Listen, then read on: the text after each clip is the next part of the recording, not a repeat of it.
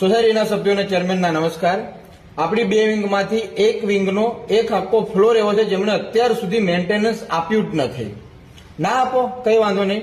મેં વકીલની સલાહ લીધી હતી કે શું હું એમનું લાઇટ કનેક્શન છે, ગેસનું કનેક્શન, પાણીનું કનેક્શન કાપી શકું, તો વકીલે એવી સલાહ આપી છે કે એવું કરવાથી કે પોલીસવાળા ચેરમેનને ભરી જાય.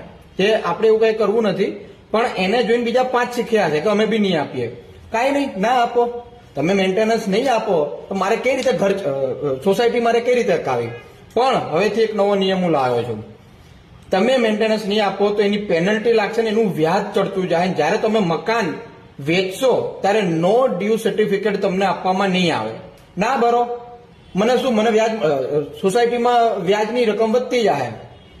જેથી જે લોકો નથી ભરતા એ યાદ રાખે એમને નો ડ્યુ સર્ટિફિકેટ નહીં મળે.